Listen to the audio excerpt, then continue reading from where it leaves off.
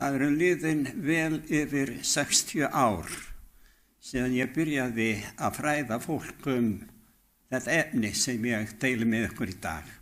Ég hef margótt farið yfir þetta. Ég ætla að gera það einu sinni enn á ofurlítið öðruvísi máta en venjulega og kem með fróðlegar upplýsingar sem ekki lágu fyrir öllum fram að þessu. En falskenningar dauðan. Það er mikið talað falsfréttir í dag á sviði frétta, sviði stjórnmála og svo framvegis, en á sviði trúar ekki síður. Og það er hryggilegt að horfa upp á að kennimenn, ýmsir leiðtogar ýmsu trúabræða, leiða fjöldan í villu, hvað varðar ástand manna í dauðanum og hvað tekur við síðan. Ég ætla að reyna að bæta úr þessu svolítið hér í dag varðandi ykkar þekkingu eða skilning þetta varðar þið sem á þetta hlýðið. Og ég vil beina því til hlustenda þeirra sem að hlusta útvarp boðun. Endilega, prestar, kennimenn og aðrir andlegir leiðtogar, leggið hlustir og takið eftir hvað Drottinn að segja okkur og alveg sérstaklega okkur sem erum prestar og kennimenn. Ég tek þetta til mín líka. En við skulum láta Biblíuna tala og það eru sláandi upplýsingar að finna þar. Þessi mynd sýnir hvað sumir eru sífellt að reyna að gera, að ná sambandi við látna ástvini sína. Og nei, það þarf ekki neitt símtól til þess að ná sambandi við þetta fólk sem dáið. Það þarf ekki að reyna að ná sambandi við þá neinn annan hátt en í gegnum tæki eða tól. Við skulum skoða hvað Biblía segir okkur þetta. Það segir í Prédikaranum 9. kafla, því að þeir sem lifa vita að þeir eiga að deyja, en hinir dauðu vita ekki neitt og hljóta engin laun framar, þar að segja með þeir eru dánir. Því að minning þeirra gleymist. Bæði elska þeirra og hatur og öfund, það er fyrir löngu farið og þeir eiga aldrei framar hlutild í neinu því sem við ber undir sólinni. Allt sem hönd þín megnar að gjöra með kröftu þínum, gjör þú það, því að í dánarheimum, þangað sem þú fer, hvorki starfsemi, né hygging, né þekking, né viska. Hér enda tilvitnun. Þetta nógu skýrt? Þetta ekki alveg afdráttarlaust? Og það Drottinn sjálfur sem að býður okkur upp á að treysta því sem hann hefur að segja hina dánu. Við höldum áfram. Í 5. Mósebók í 18. kafla er sagt frá því þegar Ísraelsmenn voru að bila ganga inn í fyrirheitna landið. Þá segir Drottinn við Ísrael í gegnum Móse: þegar þú kemur inn í landið sem Drottinn Guð þinn gefur þér, þá skalt þú ekki taka svívirðing þessara þjóða. Og takið eftir hvað Guð kallar svívirðingu. Við höldum áfram.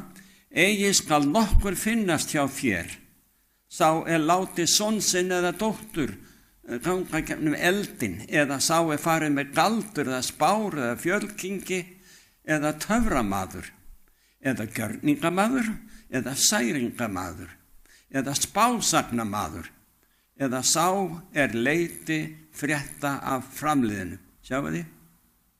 Því að hver sá sem slíkt gjörir Drottni anstíkilegur. Þetta nógu skýrt? Og fyrir slíkar svívirðingar rekur Drottinn Guð þinn þá burt undan þér.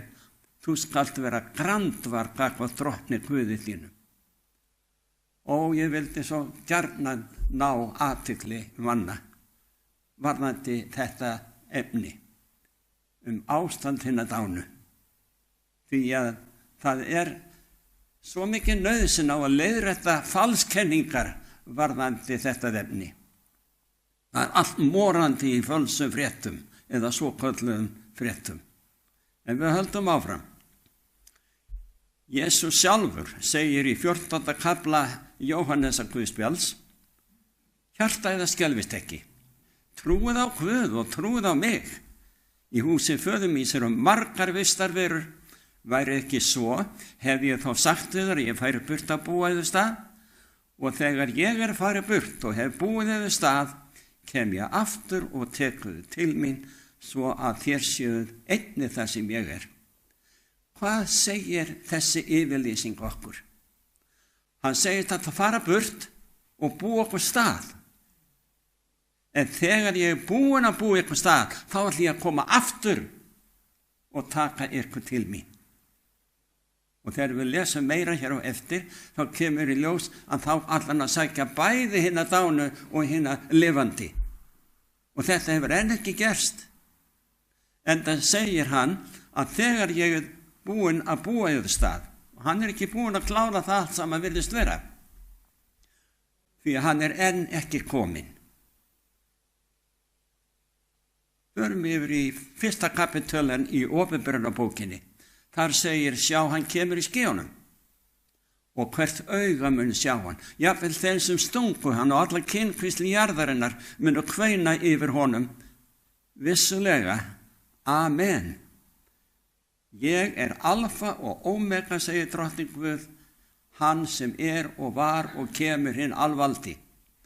Svo þegar hann kemur, og hann er enn ekki kominn, eða hefur nokkuð séð hann koma í skýjum himminsins með öllum englum himminsins? Nei. En það á eftir að gerast. Svo hverjir er það þá sem að koma og hafa samband með eftirlifandi sem leita eftir sambandi við hennar dánu? Við fáum að sjá það allt hvað Drottinn hefur að segja þetta hér á eftir. En fyrst skulum við athuga merkilega yfirlýsingu í Nýja testamentinu. Þetta er þegar Kristur hangir á krossinum á milli tveggja ræningja, að þá segir annar ræningin við Jesú: Jesús, minnst þú mín þegar þú kemur í ríkið þitt. Sjáu þeir, þegar þú kemur. Hann er enn ekki kominn. Og Jesús sagði við hann: sannlega segi þér, í dag skaltu vera með mér í paradís. Er það virkilega það sem hann er að segja í dag, að þessi ræningi hefði verið með Kristi í paradís? Takið þið nú eftir, og við höldum áfram hérna rannsókn okkar á yfirlýsingum sjálfs Drottins Jesú Krist sem dó en reis upp. Hann ætti að vita eitthvað um þetta. Nú ætlum ég að benda ykkur á að það er til önnur yfirlýsing sem segir næstu því það sama, og nú skulum við lesa: sannlega segi ég þér í dag, þú skalt vera með mér í paradís. Er mismunur á þessu tveimur yfirlýsingum? Já, svo sannarlega. Og ástæða fyrir því að það er mismunur á þessu er að í fyrri yfirlýsingunni kemur komma á undan í dag. Og það breytir öllu. Það er falsfrétt. Þetta var áhersluatriði í þá daga að segja: í dag ætla ég að gera þetta. Í dag skal ég gera þetta fyrir þig, og svo framvegis. En það var ekki fyrir 500 árum það bil, með prentlistinni þegar hún var innleidd inn í útgáfu bóka og skrifaðra frétta, að þá fyrir slifsni fór komman á kolvitlausan stað. Í stað þess að segja: sannlega segi ég þér í dag, komma, þú skalt vera með mér í paradís, þá settu þeir, þegar prentlistin kom til sögunar, alls konar greinamerki, upprópunarmerki, spurningamerki og kommur, settu kommuna á rangan stað. Hvort sem það var fyrir slysni eða viljandi gert, en þetta er falsfrétt þegar komman er á undan áherslunni í dag. Og ég ætla að sýna ykkur út frá Biblíunni hvernig það getur ekki verið þannig, heldur að Kristur lofaði þessu í dag, þann daginn sem þeir voru að tala saman, að þú skalt, sem sagt í framtíðinni, þegar ég kem aftur, en það sagði ræningin, þessi maður sem var dæmdur til dauða sem illvirki, það var tekið fram, illvirki. Hann virtist hafa guðfræðina alveg hárrétta. Hann kannast allt í einu við, bitu við. Þessi við hliðina á mér er hinn marglofaði Messías. Og hann segir við hann, þegar þú kemur í dýrð þinni, minnstu mín þá. Og Jesús lofaði honum, í dag gef ég þér þetta loforð. Svo skulum við skoða hérna hvað við höfum meira að segja þetta. Jesús segir við konuna, það er María, sem kom út af gröfinni og sér einhvern sem er að nálgast hana og hún kannast við hann. Hún fellur fram fyrir fætur honum og ætlar að taka fætur hans. Þetta er Jesús. En Jesús segir við hana, snertu mig ekki. Ég er ekki enn stiginn upp til föður míns. Takk eftir þessu. Þetta er á sunnudeginum. Hann var krossfestur á föstudeginum. Á sunnudeginum rís hann upp, birtist Maríu og hún ætlar að tilbiðja hann með því að snerta fætur hans. Þá segir hann, ekki gera þetta, því ég hef enn ekki séð föðurinn. Hann segir, en farðu til bræðra minna og seg þeim, ég stíg upp til föður míns, sem eitthvað átti enn eftir að gerast á sunnudagsmorgni, og föður yðar til Guðs míns og Guðs yðar. En svo gerðist það seinna, viku seinna, þá eru lærisveinarnir samankomnir og þá er það að einn lærisveinn, hann lætur í ljósi efasemdir að Jesús sé upprisinn. Og þegar að hann lætur það í ljósi, þá birtist Kristur allt í einu á meðal þeirra og segir, komdu hingað og settu hendi þína í síðu mína. Og sjá, þetta er ég. Lærisveinninn þurfti ekki meira, hann var búinn að sjá Jesú og kannaðist við hann þarna, en hafði áður látið í ljósi, nema ég geti lagt hendi mína í síðu hans, mun ég ekki trúa því sem þið eruð að segja. Hann hélt að þetta væri falsfrétt, að Jesús væri upprisinn, þarna komu áður. Nú er Jesús komið til þeirra og fyrir þennan eina lærisveinn vildi hann leggja áherslu á, komdu vinur, snertu mig hér í síðu mína. Þá mátti hann snerta hann. Akkur mátti ekki María snerta hann þannig að nokkru dögum áður. Af því að Jesús, eins og Jesús sagði, ég hefi enn ekki séð föðurinn. Þegar hann leyfir þessum lærisveini nokkru dögum síðar að snerta sig, þá er hann að sjálfsögðu búinn að fara upp til himins og fá staðfest að fórn hans var fullgild til sáluhjálpar öllu þeim sem myndu meðtaka hjálparæði drottins í Jesú Kristi. Og þá kom hann aftur niður til jarðar til þess að klára sitt jarðneska boðunarstarf og meðal lærisveinana og annara. Svo að við höldum áfram. Ég ætla að útskýra þetta með komuna aðeins betur með hjálp þeirra sem þýddu nýjustu útgáfu Biblíunnar á íslensku. Það er vitnað í viðbrögð þýðanda fyrir prentun nýju Biblíunnar frá árinu 2007. Þessi tilvitnun sem er hér og eftir. Þar segir þegar þessi þýddu Biblíuna og þar með þennan texta varðandi komuna. Það segir við vinn minn, Guðmund Ólafsson, sem er góður og gildur biblíufræðari og vel kunnugur biblíu tungumálunum, ýmsum tungumálum biblíunnar. Ég talaði við hann fyrir nokkru vikum síðan í Kaliforníu og ég bað hann að segja mér hvað sögðu þeir við þig, því ég vissi hann hafði talað við þessa menn í biblíunefndinni og einn þeirra var náinn eða tengdur honum eða mjög kunnugur honum og hann segir við hann þessi orð við Guðmund: auðvitað vitum við að greinamerkið, það er að segja komman, eigi að vera á eftir í dag, eins og þið aðventistar haldið fram. En fólk myndi gera uppreist, líkt og í Noregi ef við breyttum því svo að við héldum við hefðina. Svo þessi þýddu biblíuna, þeir hafa mikla ábyrgð að viðhalda þessari falsfrétt, að þegar að fólk deyr þá sé það samstundis komið inn í paradís.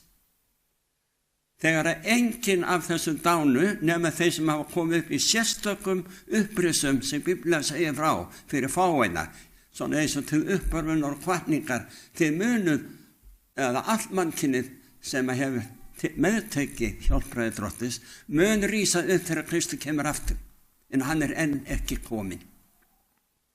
Þegar Biblían, ný útgáfa eins og okkar kom út árið 2007, en norðmenn voru búin að gefa nýja biblíuþýðingu á sinni biblíu skömmu áður. Og þeir ætluðu að hafa komin á réttu stað, en þá var allt vitlaust í Noregi. Því það myndi breyta trú manna að í dauðanum séu þeir komnir strax í paradís. Svo að þeir ákváðu í íslensku biblíunefndinni að standa ekki í þessu stríði við landsmenn hér á landi. Og þessi vinar míns sagði: við bara héldum í hefðina þess að þurfum ekki að standa í þessu stríði sem norðmenn lentu í. Er þetta ekki eitthvað til þess að hugleiða og koma á framfæri við aðra? Því að það gerist varla án nokkurrar, eða gerist varla nema í jarðaförum, eða það gleymist aldrei, það er það sem ég ætla að segja. Hjá mörgum prestum og kennimönnum og öðrum andlegum leiðtogum að segja við syrgjendur: nú er hinn látni komin á betri stað. Nú er hinn látni farin að gera þetta eða hitt. Og það eru falsfréttir. Af hverju má ekki segja sannleikann? Af hverju ríghöldu við kristið fólk í einhverja hefð? Þegar eins og þið sjáu hér á eftir, ég ætla að koma með nokkra tilvitnanir í biblíunni, hvað Guð hefur að segja hefð og hefðir þegar það afvegaleiðir fólk. Förum yfir í Markúsi 7. kafla. Það sem segir: til einski styrka þeir mig, þeir kenna þá lærdóma sem eru mannasetningar einar. Þér hafnið boðum Guðs, en haldið erfikenningu manna. En sagði hann við þá: lista vel gjörið þér að engu boð Guðs, svo að þér geti rækt erfikenning yðar. Þetta er sama og hefð. Og við höldum áfram að Pétur er að tala á hvítasunnudeginum forðum og hann segir: bræður, óhikað get ég við talað ættföðurinn Davíð. Hann dó og var grafinn og leiði hans er til hér allt til þessa dags. En hann var spámaður og vissi að Guð hafði með eiði heitið honum að setja í hásæti hans einhvern niðja hans. Því sá hann fyrir upprisu Krists og sagði: ekki varð hann eftir skilinni helju, það er að segja í dauðanum, það er það sem helja þýðir, og ekki var líkami hans rotnun að bráð. Þennan Jesú reisti Guð upp og eru við allir vottar þess. Svo bætir að við: ekki steig Davíð upp til himna. Hugsaðu eitthvað þessa yfirlýsingu. Davíð var upp 1000 árum á undan jarðvistardögum Jesú Krists. Og hann búinn að vera í gröfinni í næstu 1000 ár þegar Kristur gengur og segir þetta sem ég að segja ykkur. Ég fer burt að búa þau staða, svo kem ég aftur að sækja ykkur, bæði dána og lifandi sem hafa trúa á mig, segir hann. Og við sýnum það hérna rétt bráðum. Og svo lögð áherslu á það, segir Pétur í ræðinu sinni, að Davíð, sem hafði þetta að segja Jesú, hann ennþá í gröfinni. Hann enn ekki upprisin. Við höldum áfram. Í Jóbsbók í 7. kafla segir, eins og skýið eyðist og hverfur, svo kemur og sá eigi aftur niður stígu til heljar, til dauðans, það það sem það þýðir. Hann hverfur aldrei aftur til hús síns og heimili hans tekkir hann eigi framar. Það að segja, á meðan hann eða hún dáin. Þetta mjög skýrt í Biblíunni. En þá segja sumir, en hvað verður með sálina? Í Esekiel 18. kafla og í 4. versi segir, mínar eru sálinnar allar, sál föðurins eins og sál sonarins, mínar eru þær, svo sálin sem syngar, hún skal deyja. Og það boðið út alla jarðir nú til dags, að sálin getur ekki dáið. Það haugalygi. Það einfaldsfréttin. Sál persóna og alltaf nota þannig í Biblíunni. Eins og til dæmis segir þarna í Apostolasagan í 2. kafla, það segir Pétur, látið frelsast frá þessari rangsnúnu kynslóð, en þeir sem veittu orði hans að viðtöku voru skírðir, og þann dag bættust við 3000 sálir, þetta var 3000 manns. Þeir ræktu trúlega uppfræðslu apostolara og samfélagi. Það eru fleiri þessar í Biblíunni sem sýna fram á að sálir fólk á ferð og flugi og sinna störfum sínum eins og annað fólk. Sálir bara lifandi menn eða manneskjur. Nú skulum við fara yfir í Mattheusar Guðspjall, 15. kafla. Jesús segir, þér ógildið orð Guðs með erfikenning yðar. Ein hefðin. Hræstnarar sannspár var Jesaja yður, hann segir, líður þessi heiðra mig með vörunum, en hjarta þeirra langt frá mér. Til einskis dyrka þeir mig, þeir kenna þó lærdóma, sem eru manna setningar einar. Hann var ekkert að skafa utan á hlutunum, frelsarinn okkar, þegar hann predikaði. Og svo segir hann í 14. kafla Jóhannesar, ég vegurinn, sannleikurinn og lífið. Enginn kemur til föðurins nema fyrir mig. Það borgar sig að taka mark á Jesú Kristi og lifa í samræmi við hans boðskap. Í 1. Korintubréfi segir, 4. kafla, ekki viljið bræður, láta yður vera ókunnugir þá sem sofnaðir eru. Þannig talað minna dánu, þeir sem eru sofnaðir. Til þess að þér séuð ekki hryggir eins og hinir sem ekki hafa von. Því að ef ég trúi því að Jesús sé dáinn og upprisinn, þá mun Guð fyrir Jesú leiða ásamt honum fram þá sem sofnaðir eru. Því að það segir við yður og það orð drottins, að við sem verðum eftir á lífi við komu drottins, munum alls ekki fyrri verða en hinir sofnuðu. Þeir héldu nefnilega á þessum dögum fyrir 2000 árum, á hinir trúinu, þeir héldu að þegar fólk tók að deyja á meðal þeirra, að þeir væru einhverjir eftirbátar þeirra sem voru lifandi, því þeir héldu að Kristi myndi koma aftur og meðan þeir lifðu. En síðan liðin 2000 ár.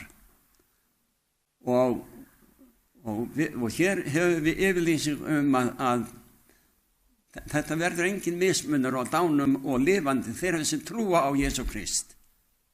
Hvort þeir eru dánir eða eru lifandi þeirra kemur, við förum saman inn í himinin.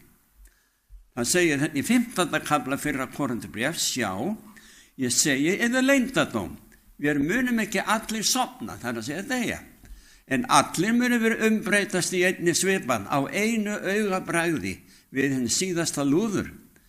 Því lúðurum mun kalla og þá munu hinni dauðu upprísa, óforgengilegir, og við munum umbreytast. Þetta forgengilega á að íklæðast óforgengileikanum og þið dauðlega að íklæðast ódauðleikanum. Hvenær? Ekki fyrir Kristi kemur, en þá gerist þetta allt í einni svipan. Tökum 4. kaflan í fyrra Þessalónikubréfi.